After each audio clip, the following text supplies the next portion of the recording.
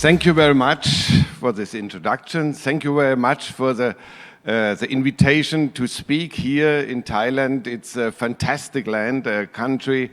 It's the second time that I'm here. And when I flew over from Germany, I thought it's a tropical land, but here it's a little bit cold in this room. But it's fantastic. Your hospitality, it's really, really nice. Thank you very much, and especially to Mr. Lek. He invited me to talk to you today. So, I want to give you some tips and tricks for parrot breeders. Look at this, wonderful birds in my zoo at this moment. No mutation, no hybrids. I believe the nature gives us the best colors. And I have more than 50 years of experience in parrot breeding. I started as a child, as many of you. How should you start with parrot breeding? I believe it's the best gaining experience in parrot breeding when you start with budgies. This was my way. I was 8 years old. I received the first pairs of budgies, and a friend of mine had also a pair, and he bred budgies. And I wanted to see the young bird in the nest box of his pair, and he didn't allow me to see it. And I went to the pet shop, bought a nest box, put it in my pair, in the cage of my pair, and they started to breed in the kitchen of my mother. And I received the first 3 chicks. Some weeks later, another 4 chicks. I had 9 budgies in the kitchen. And then was the start to build aviaries for them. And I bred hundreds of budgies and thousands of budgies. And this gives you a lot of experience, which you can really use for bigger birds. And later on, the birds grow to parakeets, to other species. But before I started at Loro Park, I bred in my home more or less 100 different species of parakeets and parrots. So later on, first of all, I studied biology, and then I wanted to work in a zoo, but my first start of working was as an editor of the Parrot magazine in Germany. I did this for more or less 8 years. Then I started with workshops at Loro Park for my readers of the magazine. And one day, Mr. Kiesling phoned me and told me I need a breeder like you for my breeding center and offered me a job in Tenerife. This was my dream. It's really a dream to work at Loro Park. And this was in 2001. And Rafael Zamora, he is sitting here in the front, and also Lorenzo were with me at that time. And I started responsibility for more than 4,000 parrots in 310 different species and subspecies, and we grew up until 352 in my time, and I worked around 15 years for Loro Park and Loro Park Foundation. And you see the birds which we had there. We bred in my time more than 310 species of this 350, and was really successful. Today I'm a director in a zoo, and I have I'm from the bottom of my heart, I'm a breeder. But meanwhile, I'm a director of a zoological garden, and the view changed a little bit of the things. Before, it was also a commercial view to the parrots, but meanwhile, I think a little bit deeper in the behavior of animals. This is in my office. I believe I'm the only zoo director in Germany who breeds birds in his office. And these are young hyacinth macaws.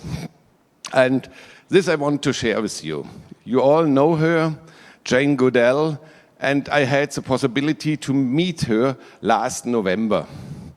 Some weeks ago she died, sadly, but this was one of my dreams of my student times. When I started to study biology, Jane Goodell was in Africa observing the chimpanzees, and she is one of my heroes. And with 91 years, I had the chance to meet her. And I did an interview with her for the German television, and it was a really great experience. And my last question to her was, could you give me an advice for me as a zoo director, how I have to handle, how I have to behave with my animals? And she said, enrich your animals, avoid boredom. That's the most important thing. Enrich your animals. You are responsible for the animals which you keep. The animals are the guests in your home. You have to avoid boredom. Enrich the birds. And now I want to give you some examples how we enrich the birds, how we avoid boredom for the birds. Greening of aviaries. Most of our parrots live not in a desert. They live in a jungle.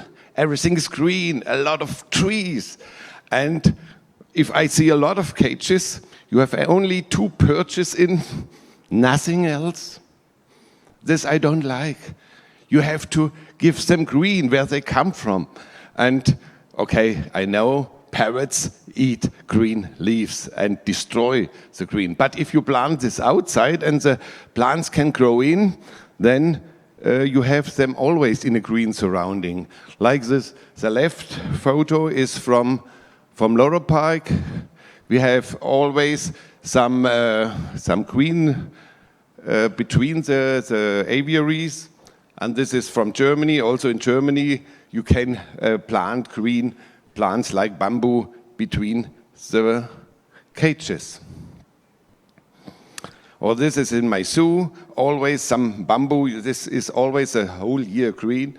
It's different than here in Thailand. You have the whole year green plants, but in Germany you have only 6 or 7 months green plants. So if we use a bamboo, we have them the whole year around a green surrounding. Rotten wood, it's very, very important because you know all your parrots have a huge beak. What do with this beak? They destroy wood. And the best thing to put them a trunk in the cage, in the aviary, that they have something to do. This stimulates also the animals. Because if you have only nest boxes from metal, they can't eat something. They need to be, they need to do something with the nest box, and this is one of the possibilities. Swings. Look at the parrots in the wild. Do they sit always in a perch which is fixed? No, they climb. The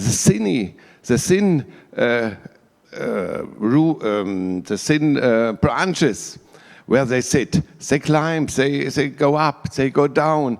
Put them some swings in your aviaries. Because also one thing is that they copulate. I believe Tony showed us a video where animals were copulating. And that is a balance on the female. And if they don't train this, if they have always only fixed perches, they are not trained. And perhaps this is also a possibility not to fertilize the eggs. If they have some swings where they can always move, it's a little bit training for them, also for the copulation. Or like this, in a group of animals, some movable branches in the cage. Or like this, always fresh branches. This is at Loroparke, but we have some leaf branches in Germany. But we give them always once a week new branches to work with. Also, simulation of raining season. This is to stimulate the birds, because a lot of parrot species starts when the raining season starts. Irrigation. You can do this in a different way. It's in every country different, but this always is a very good stimulation for macaws, for example, also for budgies. It's a funny photo, or this one, or this is in breeders' cages. Irrigation is very important, and we do this also in the beginning of breeding season. Group keeping.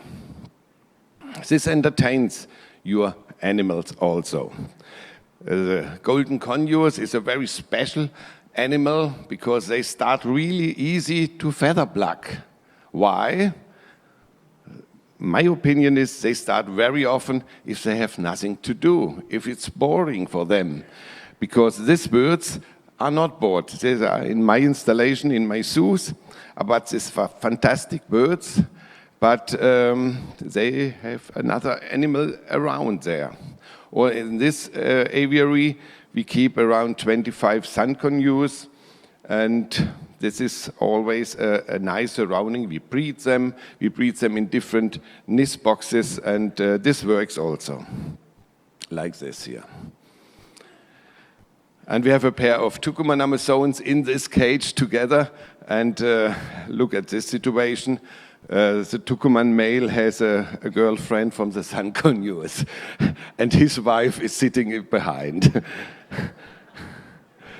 Keeping parrots species together with other animal species. I, as a zoo director, look always for the possibility to put parrots in my zoo. When I started 10 years ago in this zoo in Germany, I had only 2 species of parrots. And I came from Loro Park with 350 species. So I looked how I can improve the situation for the parrots. And I started, we had only sun conures and Agapornis canus, the small Agapornis. And then I saw this, the enclosure in our exotic house with pygmy marmosets. And I thought about which kind of species could I put in this exhibit. We had a generation, this arrived, they bred, and a lot of youngs came. Then a pair of crimson-bellied conure joined them. I tried. My keeper said, don't try this, it's really dangerous. Because they say always it's dangerous, because it's my responsibility as a director to decide if we try. Okay, we tried, and it worked. And then after it works with a crimson-bellied, we tried with a gray-breasted conure also. We moved a pair in this exhibit. Armadillos were on the ground. And look at this situation, and the football, wait until it's your turn. It's the Paihuras are eating, and the monkey has to wait. This entertains the monkeys and the birds, even if sometimes takes a little bit longer. And once you have occupied the bowl, like the monkeys now, the parakeets have to wait. So it's always interaction between the different species. Direct encounters are on the agenda, and sometimes also exciting observations for the monkeys to see what the birds are doing. And this is the result of 10 years keeping this combination. The pygmy marmoset bred more than 25 offsprings, the crimson-bellied. And this is all, until today, the original pair. More than 60 offsprings, the Brazilian gray-breasted conure, 16 offsprings, and armadillos, 2 offspring. So it was successfully. The animals are entertained, and for the visitors it's nice to see, and we can breed also in these circumstances. The second example, with the golden conures. When it tried with the pygmy marmosets, I tried a little bit the same, a little bit with bigger animals. So we had this Goldies marmosets in this exhibit, and I put the golden conures in. And the Asara agudis on the floor, the 3 golden conures, and you see the interaction between. Like this, the monkeys are sleeping, or they're eating together. Interesting, we never had any problems between the animals. Or then we put later on 2 slots in, and that's now become interesting. Look at this. this interaction between sloths and golden conures. They groom each other. And sometimes some dental care also included. It's unbelievable. And our visitors I, as a director, like this. And look at this here, 2 sloths and 2 golden conures in the same exhibit. But you can't do this in a small cage. You need space for them. But then you can see some wonderful observations. Look at this. I like it. So, different breeding methods. This is our cage in our Australian part, and in this cage we keep different kind of cockatoos. Like the Major Mitchell, a pair of Major Mitchells, some galahs, a pair of galahs, and also a pair of banks. How do you say banks? Red-tailed black cockatoos, thank you. The red-tailed black cockatoos. I bought a young pair from a breeder as 2-year-old birds, and it was they developed very well in this aviary. It's a fantastic pair. And they interact to each other, to the other ones. And I believe always we have to make a paradise for our birds. And this surrounding, this is like in the nature, green, huge, they can fly, they can interact. I compare this always with a hotel. The birds are our guests. You can provide them a 1-star hotel, or you can provide them a 5-star hotel. In a 1-star hotel, they get food, they get a bed, but nothing else to purchase. But if you provide them, you keep them in a 5-star hotel, they have a lot of things to do. They have animateurs, they have people who care for you, and all these things. And this is the way how I think today with the birds. We have to make a paradise on earth. We are responsible for our birds. And always and you say, parrots are the most intelligent animals or birds in the world. Yes, but you have to act also for these animals in a kind that you give them a surrounding where they can live their intelligence also. And this surrounding is all for these cockatoos. But this is all hobby. Also for me as a zoo director. I keep one pair, another pair, another pair. This is not breeding in a direct direction. This is hobby if we keep one pair from one species. If you are serious establishing a breeding stock of a parrot species, I recommend starting always with at least 3 pairs, preferably more pairs. And I thought for my zoo, we want to work with a citron-crested cockatoo. This is the most endangered white cockatoo species which we have. And when I started some years ago, I collected all the single birds from all the German zoos and some from the Dutch zoo and from a France zoo and from private breeders. I collected everything. Killers and single females, single males, private tame birds, everything. I collected everything. And then we created in the backstage area a small breeding center for them, like this. I had a dream, and this is a house. In Germany we need a house because it's cold in the winter, and this is for the keeper to feed them.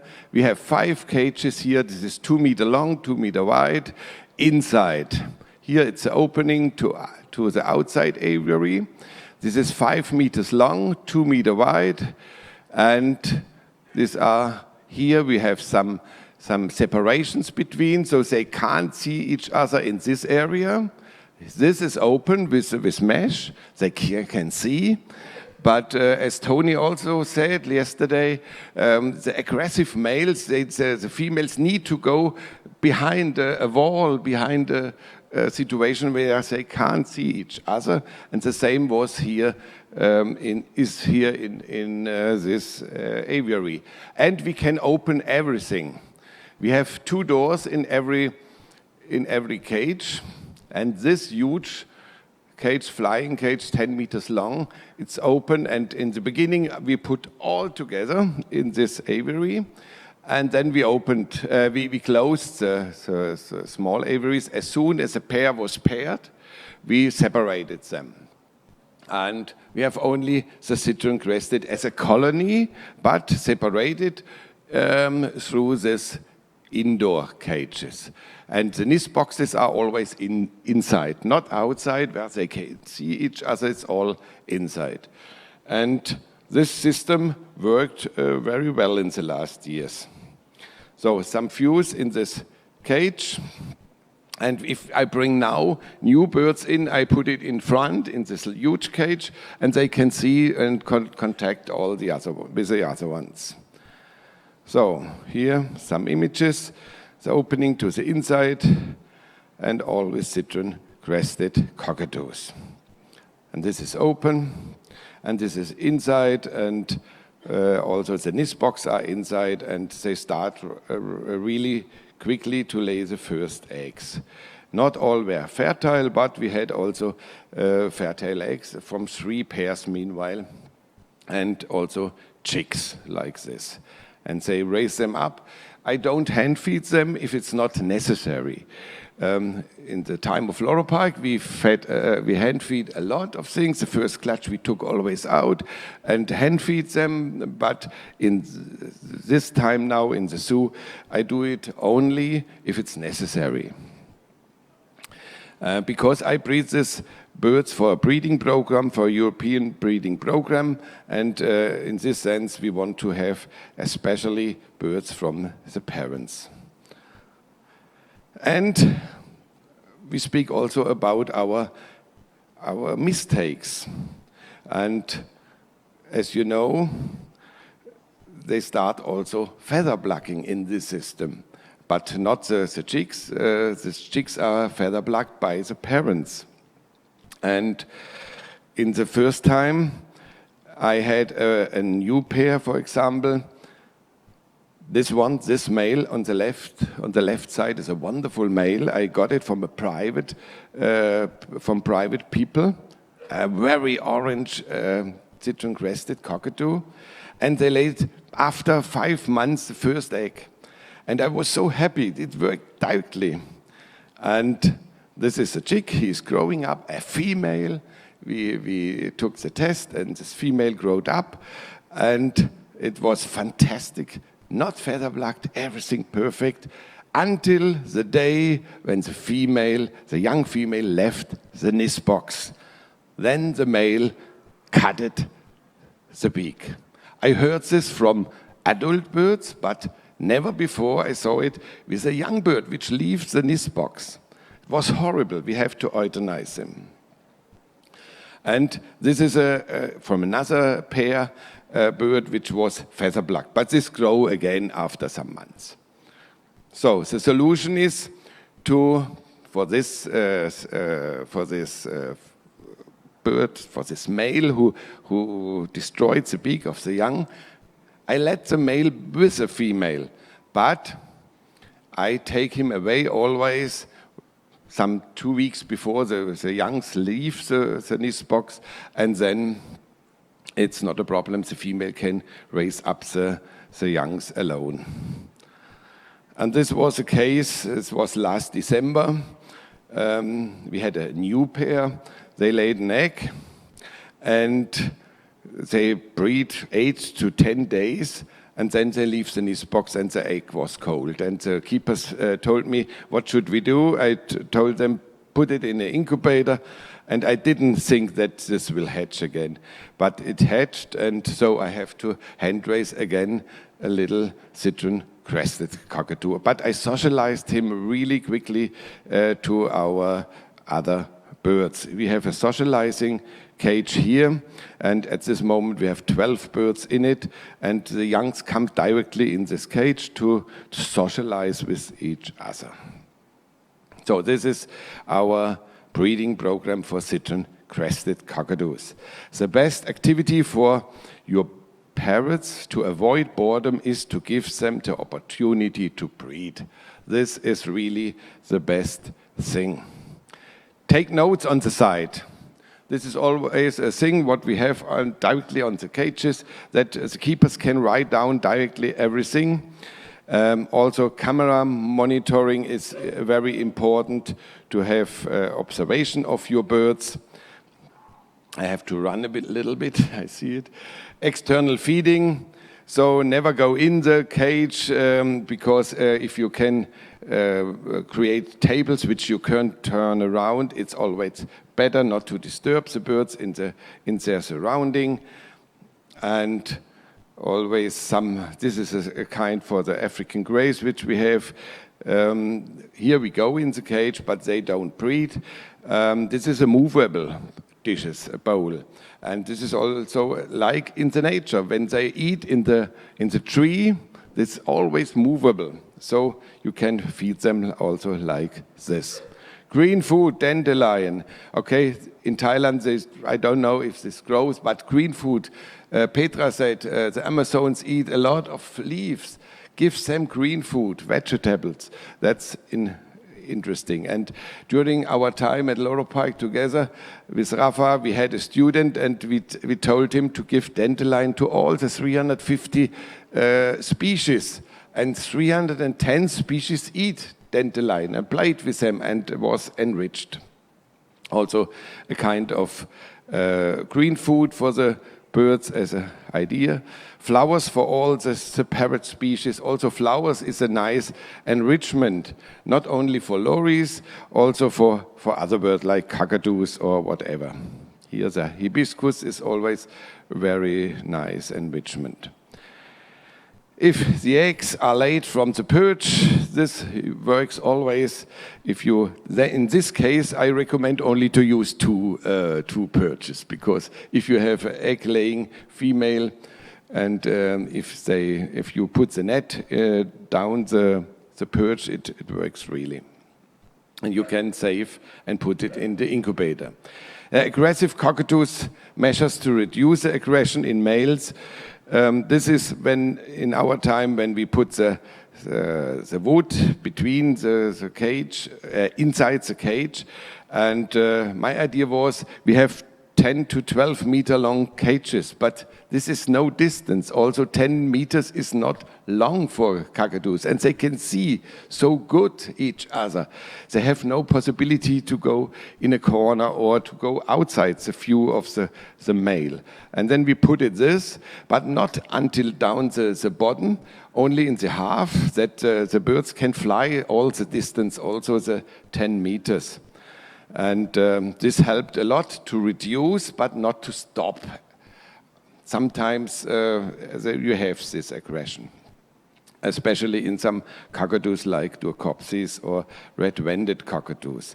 This is a type of nest box we saw already in different presentations, and some artificial nest boxes. This we use in our zoo now, the natural nest box with two entrances.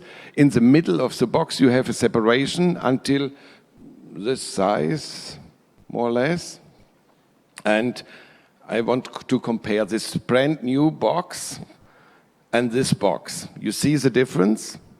The birds work in the nest box. They need to be also motivated to breed. They start to breed better if they can work on the nest box, on the surrounding of this. And you can see this directly in these two slides, how it is. So, also to have different species together, this avoid also some aggression. And if you have the cockatoo, you can also clip a little bit the feathers if they are too aggressive. Foster parents, this was in my time at Loro Park. We had a wonderful pair of Major Mitchell lorries. Major Mitchell Major Mitchell cockatoos, and they bred 3 youngs in 1 year. In the next year, the same pair raised up the gang cockatoos. And in 1 year, we had 2 clutches in the same time from the gangs, and we put it under the Major Mitchells, and they raised up 4 gangs in one clutch. It was a great foster parents issue. Also, this bird, the young golden conures, was fostered by the other ones, and the foster parents are the green-winged macaws and raised up hyacinth macaws. In my zoo, at this moment, I have a pair of Stella lorries, which raised up the Forstens lorikeets, 2 of them, but I put only 1 on the slide because it was not possible to photograph all the 4 together. But these are the parents, are the Stellas, and this works. Tips for hand rearing. I use syringes always, and this little small thing, I don't know really the name, in Zitzen, Spritzen, Spitzen is a very complicated word in German. Also for the Germans, is Zitzen, Spritzen, Spitzen very complicated. Teat injection was the translation. I don't know if this is right. But this helps really for very, very small birds and to feed them. So, what I show you now is more or less for the beginners. To prepare the food syringe, the feeding syringe, I use this one. Tony said yesterday to take the temperature. I do it only once. That's the solution for if you have only some few syringes. This is for the babies, the milk of the babies, and you can put it on 40 degrees once, and you can always use it. I put the syringes in, and after 3 minutes, you have exactly that what you need, and you need it only to take the temperature once. If you have always the same bowl. So I prepare only once a day. If I hand feed only 1 or 2 birds, I prepare only once a day the food. Before I did it every time, also in the night, and it's a lot of work, but okay, I don't feed 100 birds at one time, but if you have only a few birds, prepare it once a day and put it in the fridge. I prepare it in the syringe, and then I take the syringes, put it in this warmer, and after 3 minutes, you have it in the same temperature what you need. And I recommend also to feed the birds in the first 2 weeks of life every night, minimum once or twice. I did my doctor thesis at Laurel Park with the Major Mitchell cockatoos, and I observed them 24 hours. And in the first 10 days, the parents feed the chicks every hour, also at 3, at 4 in the night. So if you feed them at 12 o'clock in the night, at 3 o'clock, at 5 o'clock or 6 o'clock in the morning, it works much better and you have more food intake. And a man in my age needs to stand up in the night to go to the toilet. And this helps. When I was younger, I had to look at the clock and to ring the clock, but meanwhile it works like this. And this helps really. And today, the last bird which I hand raised was a hyacinth macaw in the same way. Here a little bit some pictures from the hyacinth which growed up. And I had only 1 chick, but I had to socialize him. So I have in my office directly a cage with 2 older hyacinths, and I socialized him directly as a young bird also in this stage that they learn each other. And this was a hand feeding type and socializing in my office and a little bit bigger. And he has to go to me at home. Sure, I have to feed him at home during the night. The distance between the zoo and my hometown is around 35 minutes. And he has to travel every day from day 1 on in a warming box and later in this way. And I had to wait on the street, and I made this photo and put it in the internet on my Facebook page, And there were more than 500,000 people saw this photo. It was impressive. It is a funny photo. And take weight is also important. And with a tame bird, you can do it like this. And this is a growth rate, growth curve for the hyacinth this year. So he plays also with the empty syringes or the socialization in my office. And if you have a wife and and if you have a birthday and you get a cake like this, it's fun. You have a fantastic wife for this. Thank you, Elizabeth, for this. I like it really. Was a big surprise to get a cake like this. So socialization, if you have if you have from the same species different chicks, you don't need any teacher like I did it for the hyacinth macaws. That's a photo of Loro Park. If you have no other cockatoos, socialize them with other parrots if you have. Last year I hand raised some red-tailed black cockatoos. This pair, which I showed you in the cage before, they laid their first egg on the floor, didn't breed. I took it out and it was fertile. I was surprised. And I received another chick from a breeder to socialize him, because if you hand raise a black cockatoo as a single bird, you can forget him for breeding. But these birds are really socialized, and I expect that they start to breed in 3-4 years. So these are from some weeks ago. Do you keep birds in captivity?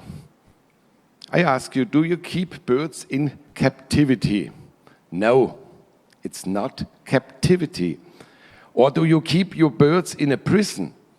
Are you a directors of a prison? I don't believe. And captivity is a horrible word for keeping birds. No, we are not directors of a prison. We have to make for our birds a paradise. And a paradise is like this. And this is not a prison. And the German zoos, the European zoos, avoid the word captivity for keeping animals.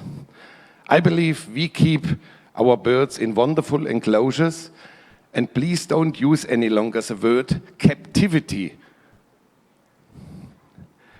We keep our birds in human care, under human care. And I ask you to use in the future not any longer the word captivity. Use under human care. We try to keep our birds in the best way. And this is my last thing what I want to show you. This is a sign in my zoo for the Ara tricolor. It's an extinct species in the world. And I want to translate what I have written in the top.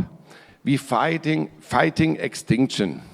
And here this is written it's in German, you can't read it, but here you could see a Cuban macaw if we hadn't been exterminated by us humans. 100 years ago, nobody think about conservation, about breeding macaws, breeding birds. But today we are in another position. We know how it works. If we have today Cuban macaws, we could breed them. It would be not a problem. And here I was in the Natural History Museum of Berlin. I had 2 bellows in my hand, 2 extinct species of parrots. The left one is a glaucous macaw, and the other one is a Cuban macaw. Both species are extinct, and we have only the bellows left. If we could have them today, we can breed, we can make a breeding program, and we can save this species. But this is gone, this chance. And it's in our hand not to let more species gone on this earth. And humans are the greatest threat for many animal species. But at the same time, they are also the greatest hope for their survival. And I believe we as breeders, I'm a breeder and I'm a zoo director, but you as breeders and we as zoos can help to survive the animal species. Everybody in his field. And I believe we should all fighting extinction with our help and with our breedings of animals. And we hope that the next generation will also have so wonderful species like we have it today, and don't allow that any further species will extinct in the world. Thank you very much for your attention.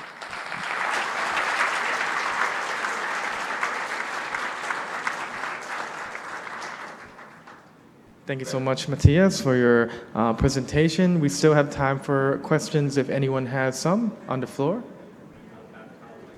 We have one question right there.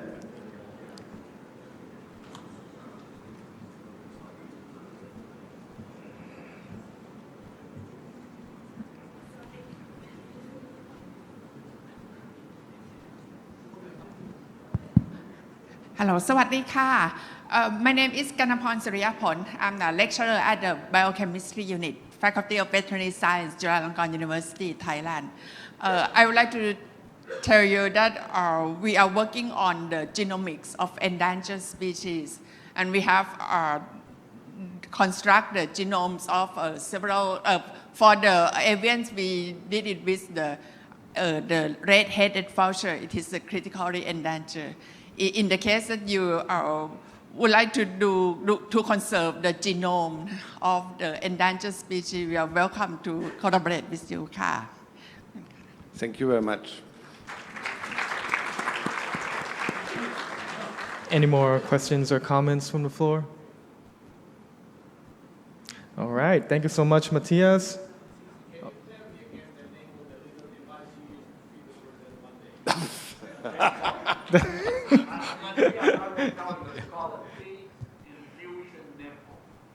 Sorry? Yeah, but in German, A tea infusion nipple. in German is so much better. Okay. Can you say that in German again, The German word is Sitzen, Spritzen, Spitzen. Thank you. You can train it. All right. Thank you, Matthias, so much for your presentation. A round of applause, please.